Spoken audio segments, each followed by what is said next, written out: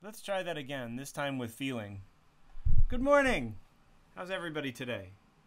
So, I'm just hanging out in the studio, and over the last couple weeks we've been talking a lot about guitars and guitar maintenance and fun stuff like that. So, I was planning on restringing my Sterling Stingray this morning, and I figured I'd just hang out in the studio, and if anybody was hanging out, we could just chat and catch up a little bit. But I'm really excited about this bass. I'm about to start writing a lot of the bass parts for the next Subaltern Project album, and I've been playing around with some stuff, but I'm interested in the tone that I can get out of flat wound strings, so I'm doing that today. I usually use D'Addario, but Ernie Ball is alright. So I'm really curious to hear how these are going to sound on this. I really like flat wounds because they sound a little warmer and feel kind of cool too. Also, if you play pretty gently, it can mimic some of the articulation that you get out of a fretless bass. So anyway, that's what I'm working on this morning. Hopefully folk will be hanging out a little bit. I see there's at least one person watching right now, so please do say hi so I know who's watching, and we can talk a little bit and catch up. Let me know if you can hear me okay, if the visuals look alright. I tried to show as much of the guitar as I can because I'm going to be doing a little bit of maintenance on the fretboard. The fretboard for this is actually pretty nice, but I wanted to dress a couple of the frets. So just to get started, some things that are good to have. I have a pick. This is a carbon fiber Jazz 3 by Jim Dunlop. These are my favorite Jazz 3s, almost always. I like the feel of them. They have a pretty cool cat tongue pattern that may or may not show up in the camera. I'm going to say that's probably a no. We're working on a camera upgrade, folks. We're going to get there, but not just yet. So obviously I've got some Ernie Ball Slinky flat wounds that I'm going to be swapping out for the ones that I currently have on. I have a little fret dressing file here, wire cutter, a microfiber towel, and a tuner. I also have a little bit of Gorgamite, and this stuff is pretty great. If you don't have any of this and you do regular maintenance on guitars, I highly recommend this to clean your fretboard and polish your frets. My friend Brody Utley from Rivers of Nile turned me onto this stuff, and I've been using it to clean my fretboards ever since. This stuff is magical. So, without any further ado, let's get at it. So, usually when you're changing strings on a guitar, I've had a luthier tell me that you should change one at a time because that doesn't take all the tension out of the neck and doesn't cause problems. But usually when I'm doing fret maintenance, or anytime you're doing fret maintenance, it's a good idea to take everything off. So to start, I'm going to loosen up all the strings pretty much just to start taking the tension out of the neck a little more gradually. So I don't know if you can hear that, but my little guy is crackling a little bit over here, which is maybe not something that the parent of an instrument wants to hear. So anyhow,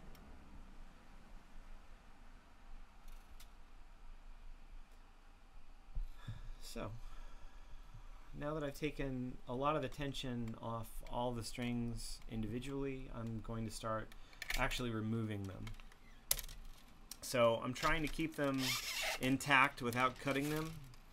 So I'm going to straighten this out slightly so it pulls through a little bit better. I've been recycling my strings. There's a couple really good programs. I usually use D'Addario strings on everything that I play. So D'Addario has a really good recycling program that you can actually earn. You can earn points. You can either keep them to buy gear on your own, or you can donate them to a program that tries to get musical equipment and education to kids who don't have access. And since we all know that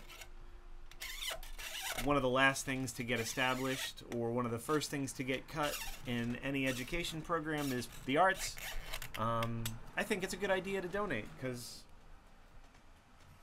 for the points that you would get and what you would be able to buy for it, my guess is it does a lot more good for the kids than it would for, like, I don't know, me being able to buy a new guitar strap. So, which incidentally, I feel like guitar straps are a bit like clothing. I don't buy clothing online typically because I can't try it on first. So why would I put a guitar strap on that I'm going to be trusting to hold up my guitar, but also I'm going to want it to be comfortable, because I don't know, I have like 2 guitars that are light and they're both acoustics, so I want to make sure that I at least get myself a comfortable strap, because I know neither of my basses is light. I have a Les Paul, and that's pretty much solid mahogany, and an LTD 8-string, which is about the same weight as the Les Paul. So there you go.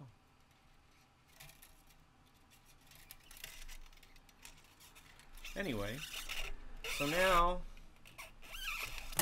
I have the strings completely off my Stingray,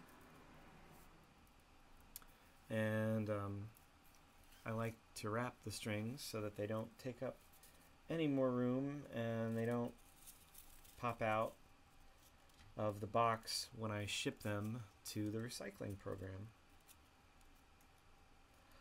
But also, since bass strings tend to have like a little more life in them and last longer than many guitar strings, I don't know, maybe I'll like get to use these again someday. I don't know. We'll see. So the first thing I'm gonna do is I'm gonna dust down the part of the body that never ever gets to see the light of day, and set that aside for a moment. And then I'm gonna look for some of the spots that my frets are a little picky. So the neat thing about fret files is they've got one end that's rounded, so that you can hold it against the fretboard, I mean gently, and not scratch it. So I know if Carlos ends up seeing this replay, he will appreciate what goes into fret dressing. So this bass is actually in really good shape. The frets really aren't misbehaving too badly. I just got this a couple weeks before I went to Sherwood Forest Fair to play with Michael, and so just as I got this guitar, I had to leave for the best of possible reasons, and anyway, I didn't really get to play it much, but I really like this bass. It's one of those things, like, it's hard to appreciate when somebody talks about why a particular instrument or a style of instrument is classic. From a design aspect, there's like a way that you can appreciate that, but until you actually play it, it can be hard to tell like why a particular instrument is revered. And there are plenty of bass players that I really admire that play Stingrays, like Steve Severin from Susie and the Banshees.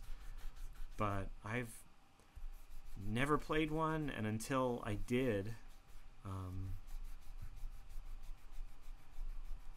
yeah, like as soon as I played it, I fell in love with it. So kind of what happened when I played a Les Paul for the first time.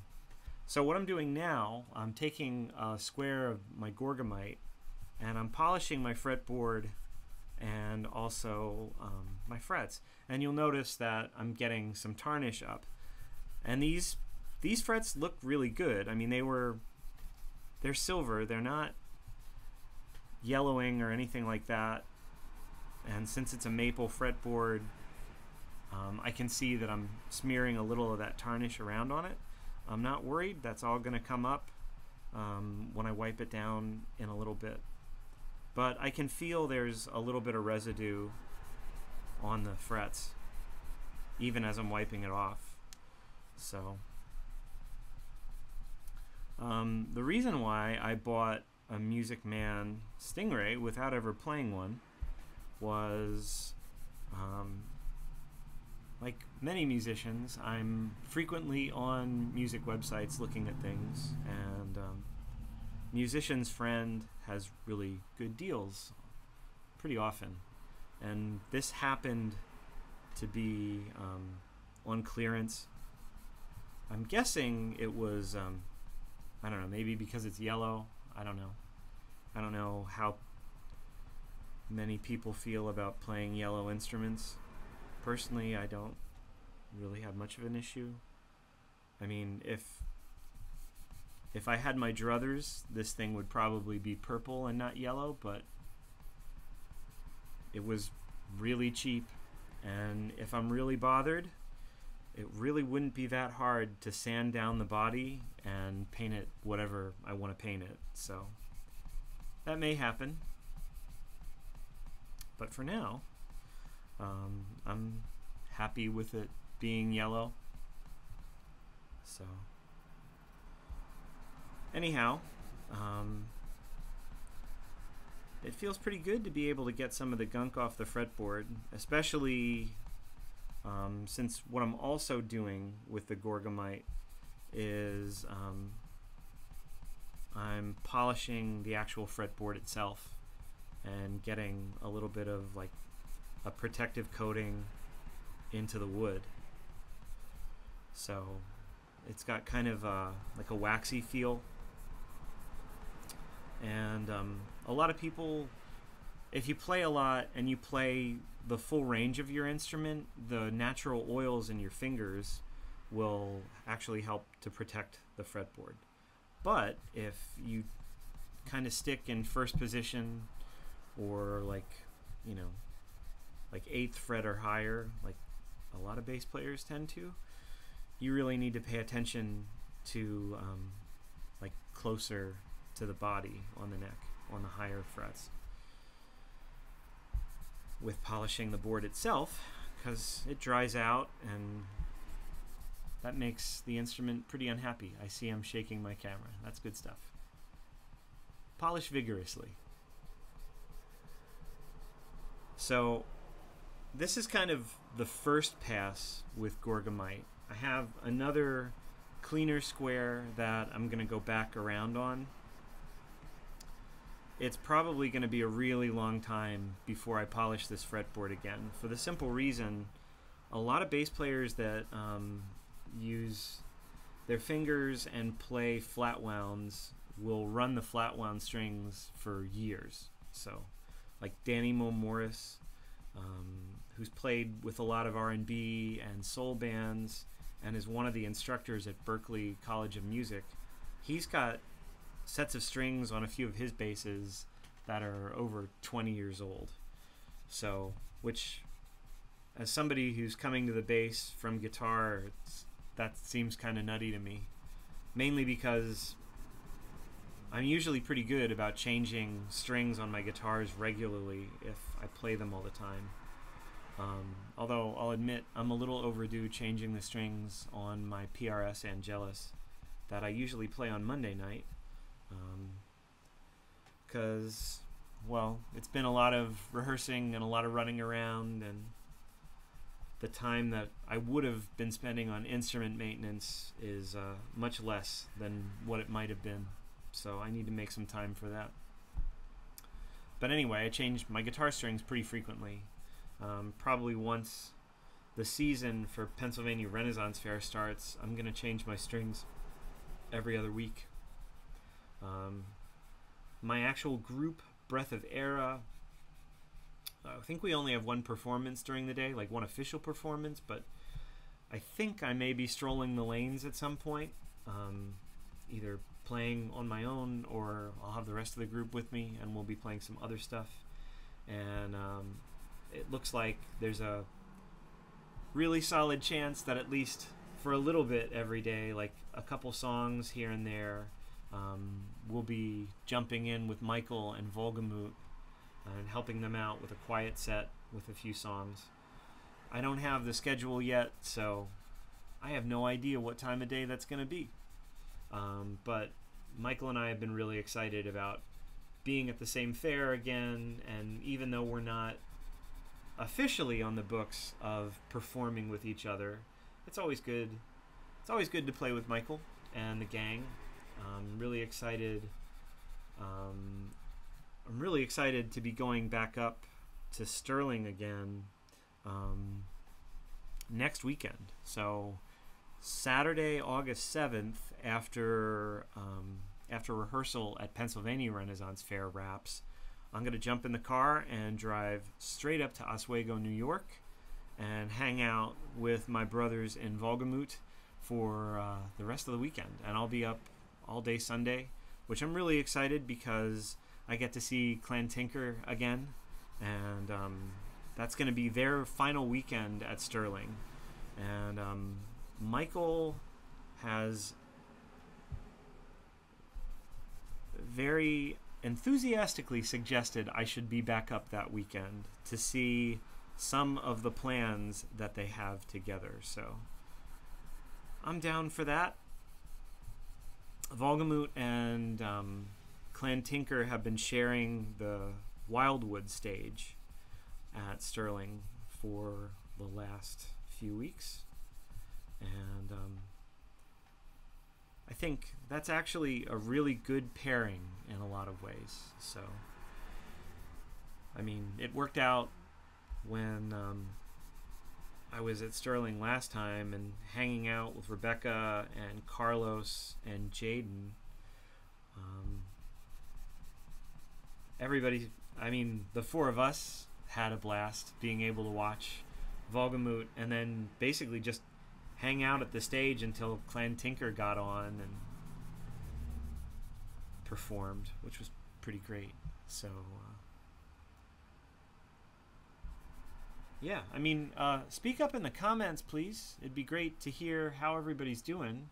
I'm not seeing anything pop up, so I don't know if that's because things are not functioning properly on my end or what, but it would be nice to hear from you. So, properly on my end or what? Look at that. The magic of lag. So, yeah, anyway.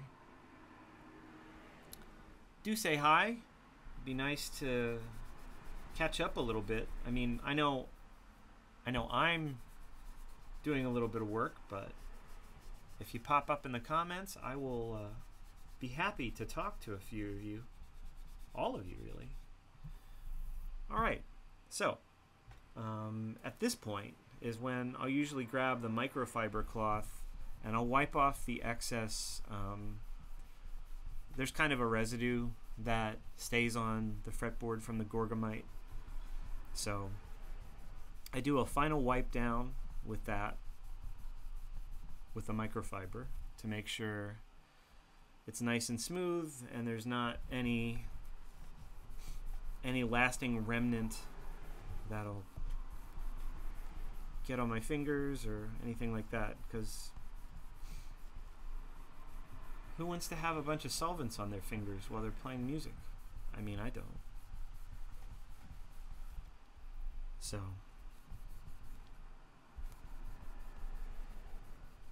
anyway, So I've been working on just playing around with a few of the songs that I've written in preparation for the new album, and it's been really cool to hear how the bass lines are going to work. I've been toying with a couple ideas.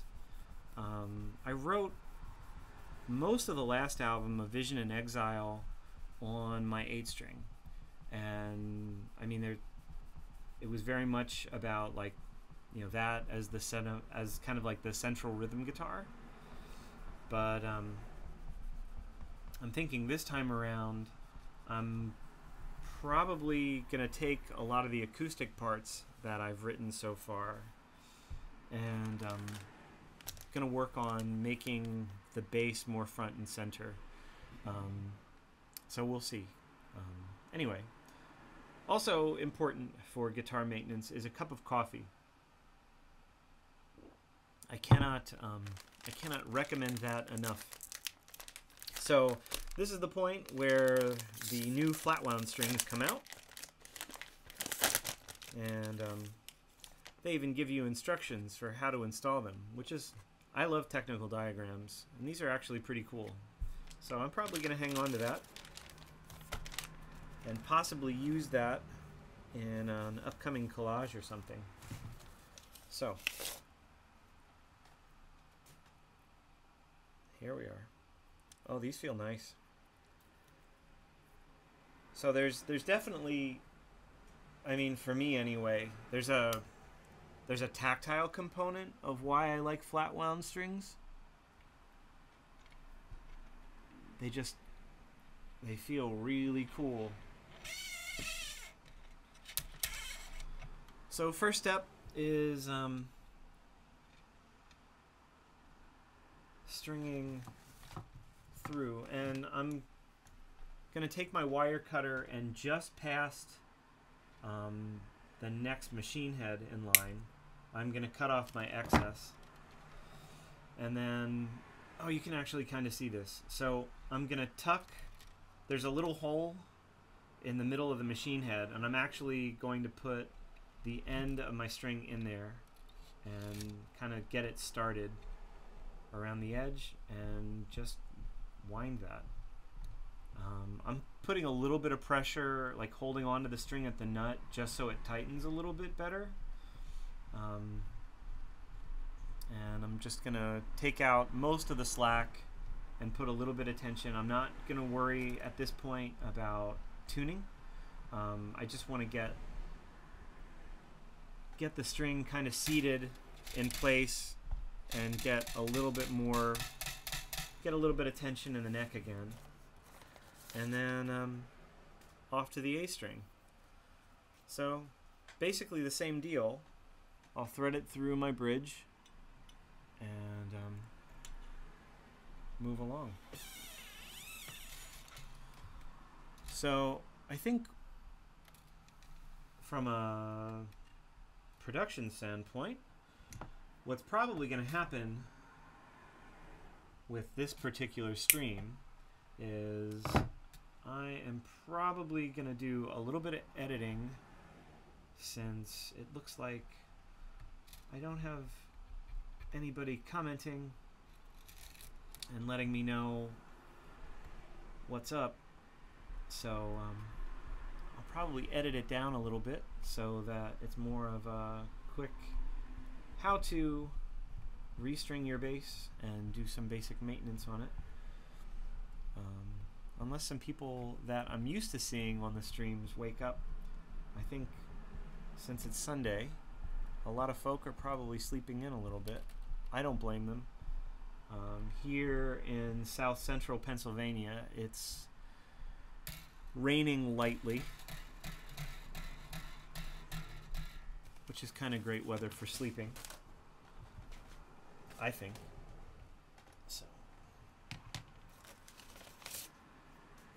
on to the D string.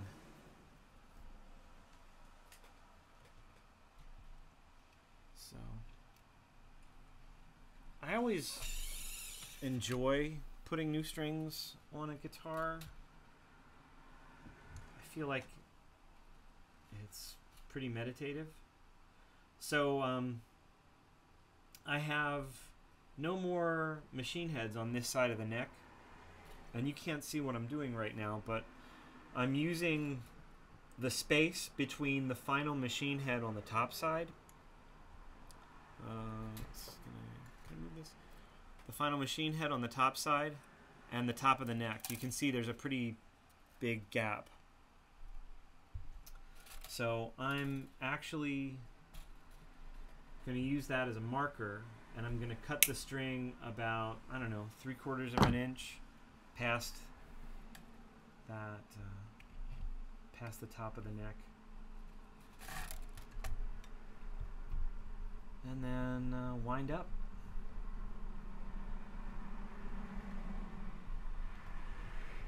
I will say that I dig the fact that the fabric on the end of the strings that's winding around the machine heads is purple. Might seem like a dumb thing, but I do love some secondary colors, especially purple and green.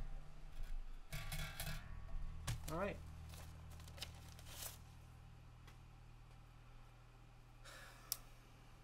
Everybody's favorite, the G string. So I'm gonna wind this little guy up, and there we are. Not threading like I wanted to, which I guess happens.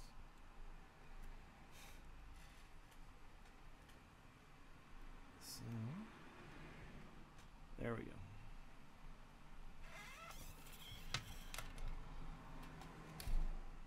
All right, so I don't have a machine head on the same side, but I can use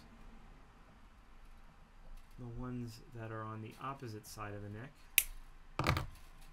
Same deal. Straight into the hole.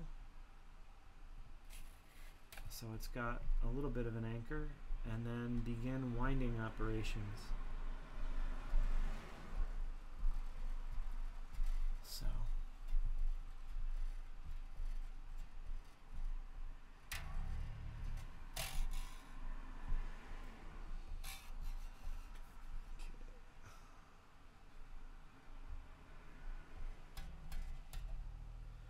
okay, so now I'm ready to grab my tuner.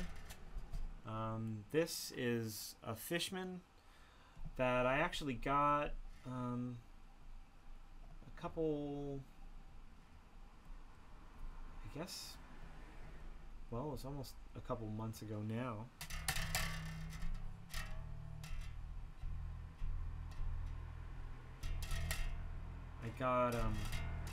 I was gifted a 12 string by my friend Jules' dad, Dave. And it had this little tuner on it.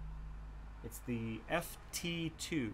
F as in Fishman, T as in tall guy 2. I really like this tuner a lot. I think I'm not normally a fan of clip-on tuners for a lot of reasons, but I really quite like this one.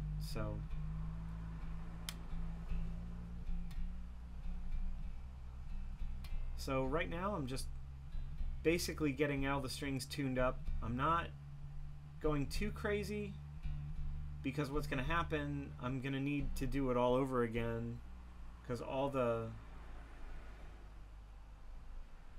strings that I've already tuned are going slightly out of tune as I'm getting everything else kind of up.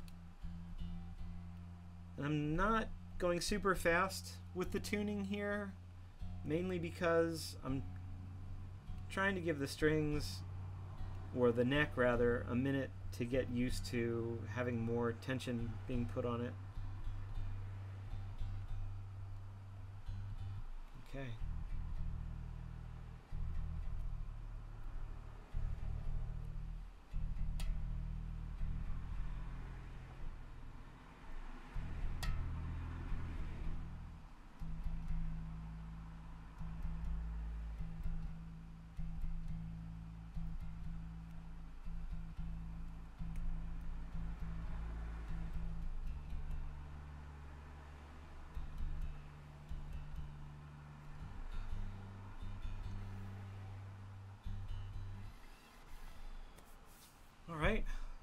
well, that's pretty much it.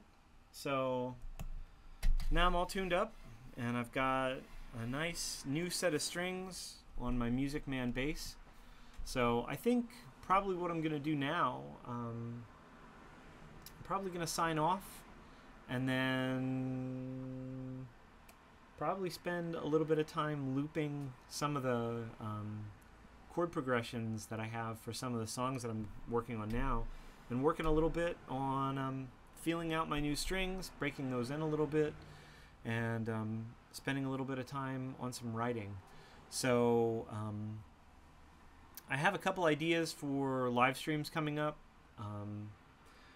and hopefully that'll work out. But I'm really hoping that I can get my friend Kay Benton on the show.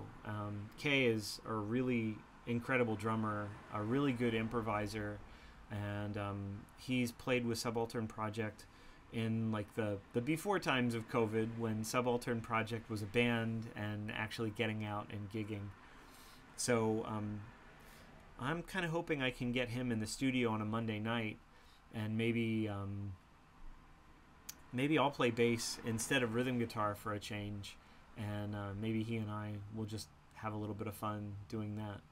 So anyway, happy Sunday.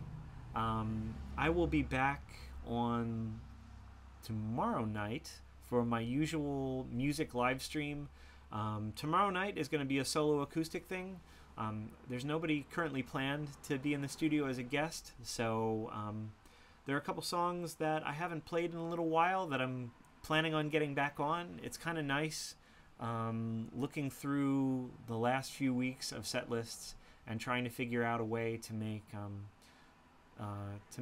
a couple old songs sound new again. So anyway, thanks so much for tuning in.